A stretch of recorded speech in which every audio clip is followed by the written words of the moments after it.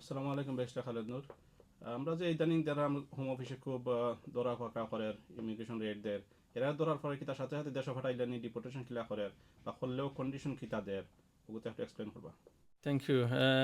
অত্যন্ত একটা গুরুত্বপূর্ণ বিষয় আপনি কথা বলার জন্য বলেছেন। যেটা বলতে চাই সংক্ষেপে সেটা হলো যে ইমিগ্রেশন অথরিটিকে ইমিগ্রেশন অ্যাক্টের যে বিভিন্ন প্রভিশনগুলো আছে সেক্ষেত্রে ওয়াইড পাওয়ার দেওয়া হয়ে গেছে। বিভিন্ন ক্ষেত্রে সিচুয়েশনের ক্ষেত্রে ইমিগ্রেশন অফিসার তাকে ডিটেইন করতে পারে, অ্যারেস্ট করতে পারে, যারা ইমিগ্রেন্টের দেশে আছেন লিমিটেড লিফটের মধ্যে মেইনলি যাদের ইমিগ্রেশন ব্রিচের মতো আছে, কন্ডিশন ব্রিচ করেছেন বা অবৈধভাবে দেশে আছেন বা ডিসিপশনের মাধ্যমে দেশে আছেন, এরকম বিভিন্ন কারণে অনেকগুলো কারণ ইমিগ্রেশন রুলে এবং ইমিগ্রেশন লতে প্রভিশনে বলা হয়েছে।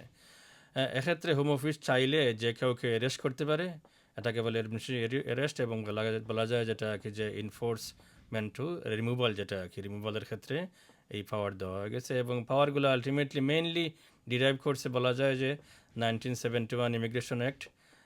এরপর থেকে বিভিন্ন অ্যাক্টের মাধ্যমে এগুলোকে কোডিফাই করা হয়েছে, চেঞ্জ করা হয়েছে, বিভিন্ন বিধানকে অ্যাড করা হয়েছে।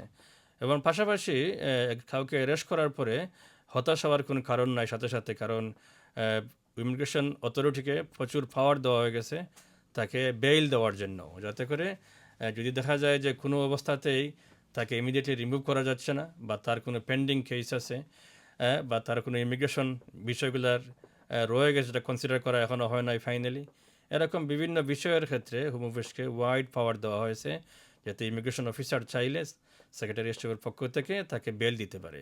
এবং কাউকে অ্যারেস্ট করার পরে 7 দিনের মধ্যে দায়িত্ব হলো যখন তাকে ডিটেনশনে নিয়ে যাবে ওনার পক্ষ থেকে ইমিগ্রেশন অফিসারের কাছে সেক্রেটারি স্টেট বেইলের জন্য একটা অ্যাপ্লিকেশন করবেন।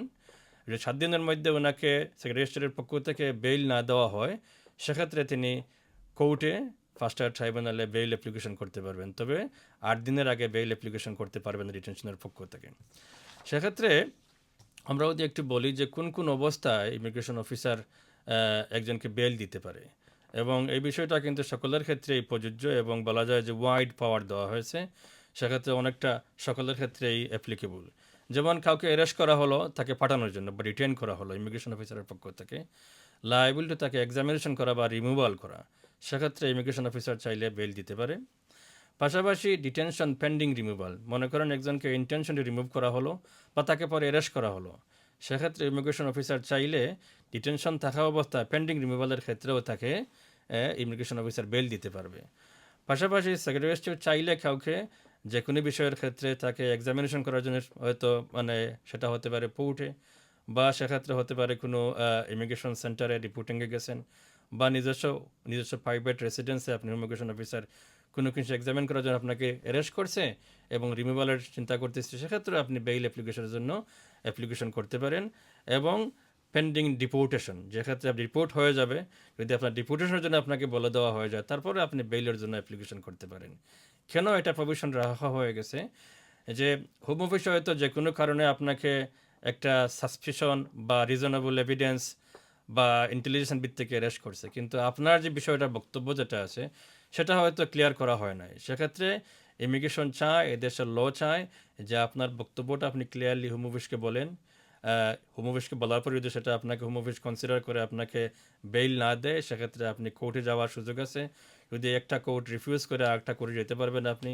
যদি এখান থেকে আপনার রিমুভাল ডাইরেকশনই হয়ে যায়, আপনার মনে করেন এটাকে অনেকে বলা হয় যে টিকিট ইস্যু করা হয়েছে, সেক্ষেত্রে আপনি বেইল অ্যাপ্লিকেশন করতে পারবেন। বা পাশাপাশি আপনাকে রিমুভাল সেটা ক্যান্সেল করার জন্য একমাত্র প্রভিশনটা হলো জুডিশিয়াল রিভিউ করতে হবে। এখন এই যে বেইল গ্রান্ট করা হয় সেটাকে ইনডিফিনিট পিরিয়ডে গ্রান্ট করা হয়, এবং কোন অবস্থা পর্যন্ত এটা গ্রান্ট করা হয় সেটা একটা ইম্পর্টেন্ট বিষয়। এটা যখন বেইল অ্যাপ্লিকেশন যখন মেইল গ্রান্ট করা হয়, আইদার সেটা হতে পারে ইমিগ্রেশন অফিসারের পক্ষ থেকে বা কোর্টের পক্ষ থেকে।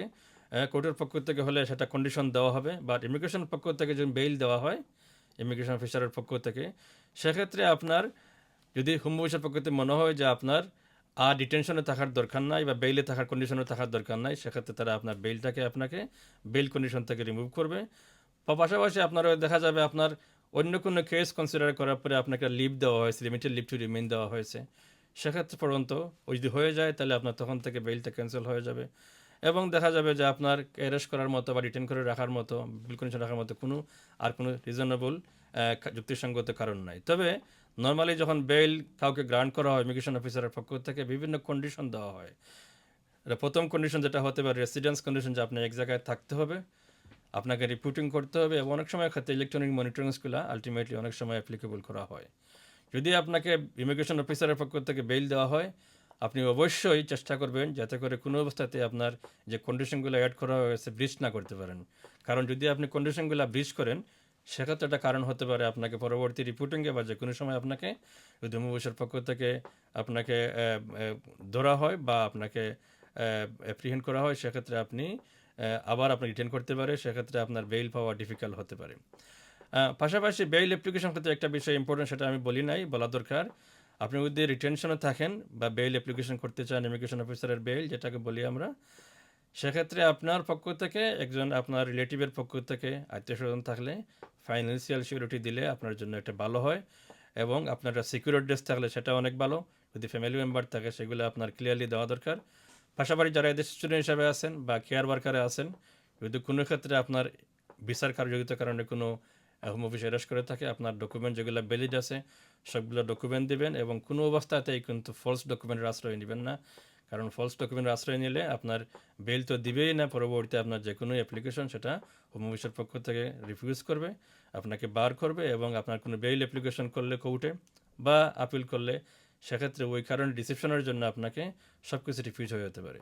তো আমরা মনে করি এটা, আশা করি আপনাদের সকলেরই কাজে লাগবে, এবং সবাই ভালো থাকেন। Thank you.